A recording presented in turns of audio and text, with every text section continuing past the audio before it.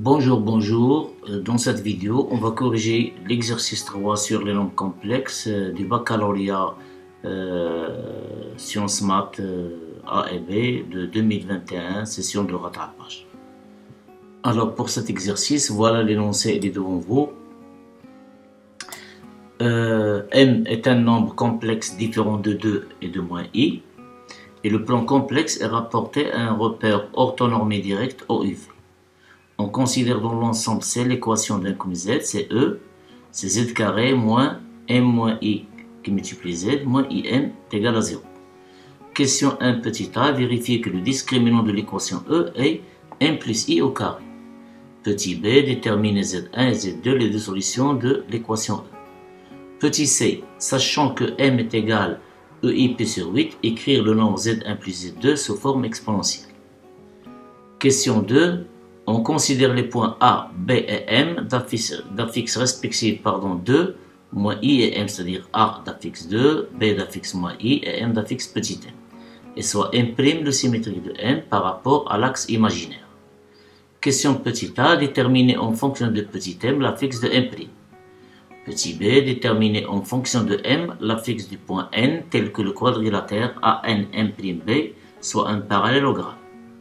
La question petit c est la dernière, montrer que les droites AM et BM' sont perpendiculaires si et seulement si la partie réelle de 2 moins I qui multiplie M est égale à la partie réelle de M carré. Voilà, c'est tout pour l'énoncé de cet exercice.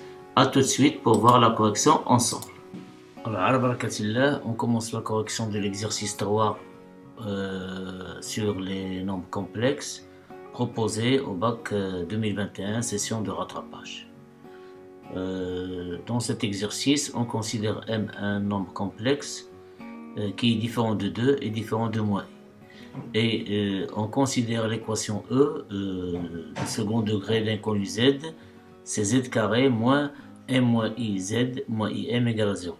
La question 1 petit a, vérifiant que le discriminant de E et delta est égal à M plus I le tout au carré. Alors, le calcul de delta, il est bien connu. On a delta, c'est le coefficient de Z dans l'équation au carré, c'est-à-dire c'est moins 1 moins 1i le tout au carré, moins 4 qui multiplie le coefficient de Z carré, c'est 1, puis qui multiplie le terme constant, c'est moins IM. Donc, on trouve, c'est M moins I au carré, c'est moins M moins I au carré, c'est M moins I au carré, plus 4IM.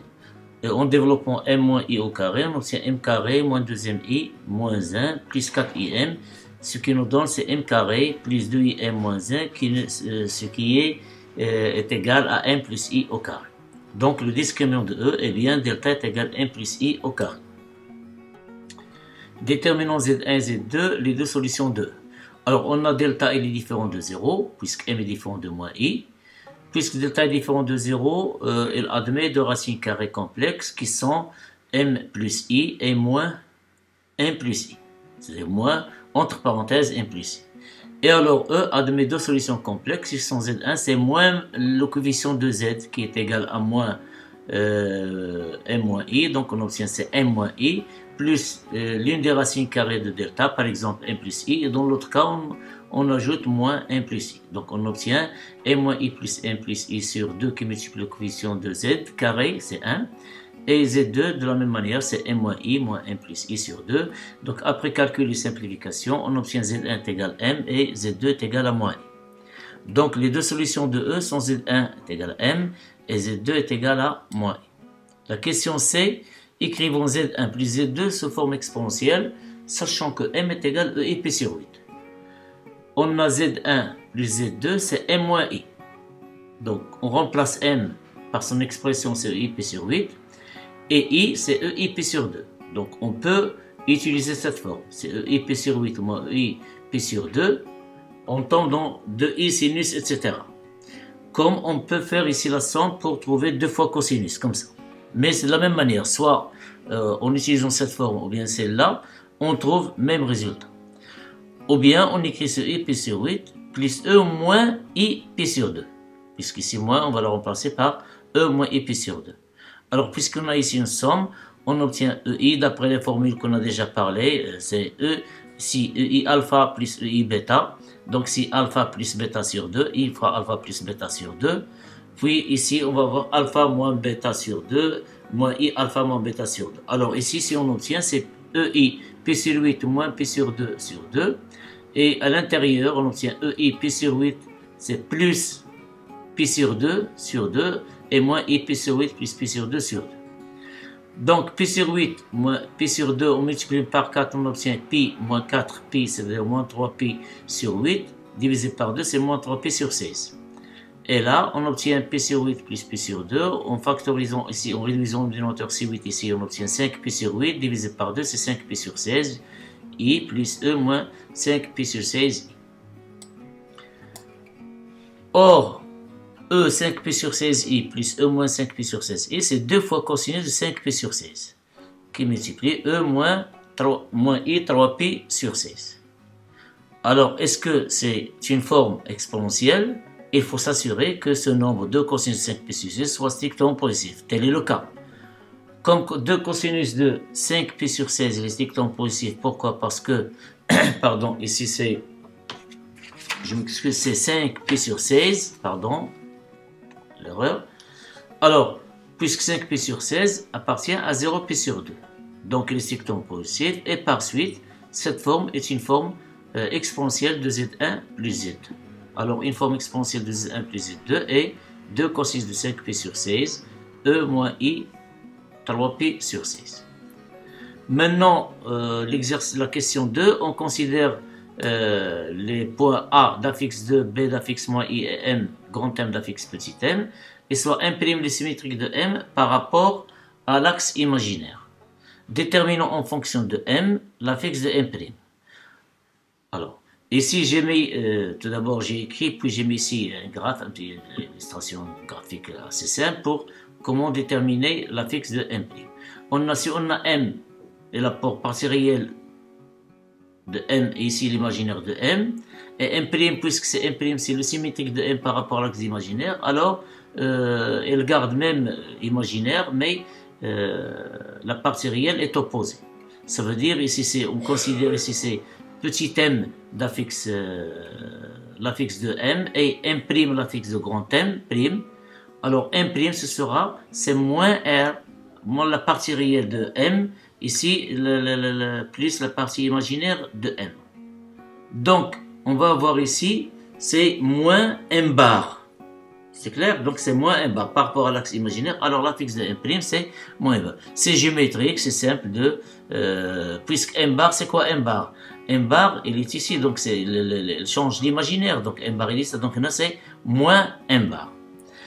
Petit b, déterminons en fonction de M l'affixe du point N tel que AN M'B soit un parallélogramme. Posons affixe de N est égal petit n. Donc on a AN M'B est un parallélogramme si seulement si l'affixe de AN est égal à l'affixe de B'M'. L'affixe de AN est égal à l'affixe de B'M'. Or l'affixe de AN c'est N-2, l'affixe de N c'est N, moins l'affixe de A c'est 2, ici l'affixe de A c'est 2, donc c'est N-2, et l'affixe de M' c'est moins, l'affixe de M' c'est moins M bar, moins l'affixe de B, c'est moins I, c'est plus I. C'est équivalent à dire que N est égal moins M bar plus I plus 2. Donc pour que AN M'B soit un parallélogramme, il suffit que l'affixe du point N soit égal à N est égal moins M bar plus I plus 2. La question C, montrons que AM, et c'est la dernière, montrons que AM est perpendiculaire à B', la droite AM et B' sont perpendiculaires, si seulement si la partie réelle de 2 moins IM est égale à la partie réelle de M carré.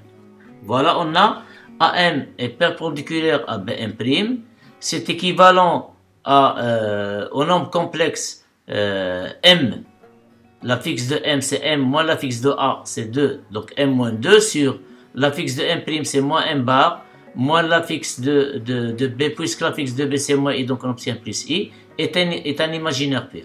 Or, ce nombre est imaginaire pur si et seulement si son conjugué est égal à son opposé. Ça veut dire le conjugué de M-2 sur moins M bar plus I, le conjugué de tout son nombre est égal moins lui-même, c'est-à-dire moins M-2 sur moins M bar plus I. c'est équivalent. Or, le conjugué du rapport, c'est le rapport de conjugué. C'est le conjugué de m-2, c'est m bar moins 2 il est réel, donc c'est moins 2. Et moins le conjugué de m bar, c'est m. Et le conjugué de i, c'est moins i. Donc, on obtient moins m moins i. Ici, c'est moins m moins 2 sur moins m bar plus i.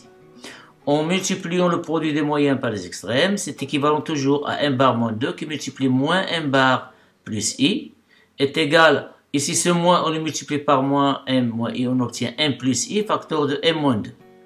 Il suffit maintenant de développer et de trouver ce qui est demandé. Alors on a m bar fois moins m bar, c'est moins m bar carré, i fois m bar c'est i m bar, moins 2 fois moins m bar c'est 2 m bar, et i fois moins 2i c'est moins 2 c'est moins 2i. Et ici il est égal à m fois m c'est m carré, m fois moins 2 c'est moins 2m, i fois m c'est im, et i fois moins 2 c'est moins 2i. Alors remarquons qu'on a ici moins 2i et 2i, moins 2i, donc ils disparaissent. Il reste ici moins m bar au carré, plus en factorisant par m bar ici, on obtient m bar facteur de 2 plus i. Et là, donc moins 2i ça disparaît. Ici on conserve m carré et on factorise par m ici, moins m. Donc moins m facteur de 2 moins i. Et puis on va passer moins m bar au carré dans ce côté. On obtient m carré plus m bar carré est égal à m bar de plus i. On va faire passer moins m de plus moins m facteur de moins i dans ce côté. Donc on obtient plus m de moins i.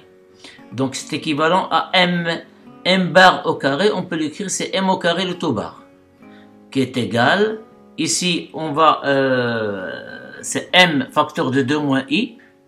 Et m bar facteur de 2 plus i, on peut l'écrire, c'est le conjugué de m qui multiplie 2 moins i. Puisqu'ici le conjugué, ici c'est m bar 2 plus i, c'est celui-là. Alors remarquez ici donc un nombre complexe comme par exemple z plus z bar. Or z plus z bar c'est 2 fois la partie réelle de z bar, de z. Et puisque notre complexe ici concerne c'est m carré, donc m au carré plus m au carré bar c'est 2 fois la partie réelle de m carré. Et on a de la même manière ici la forme z plus z bar. Donc c'est 2 fois la partie réelle de m qui multiplie 2 moins i, ou bien 2 moins i qui multiplie m. En simplifiant par 2, qu'est-ce qu'il reste? La partie réelle de m carré est égale à la partie réelle de 2 moins i m. Et cela en conservant tout au long de ce calcul l'équivalence successive. Ça veut dire que m est perpendiculaire à bm', si et seulement si la partie réelle de m carré est égale à la partie réelle de 2 moins i m. Alors cet exercice il est assez simple, fait uniquement des interprétations complexes de quelques figures géométriques et de bien se situer dans le plan complexe OUV. Voilà, c'est tout pour cet exercice. À une autre vidéo Inch'Allah pour voir la correction d'autres exercices. Bon courage et bonne préparation.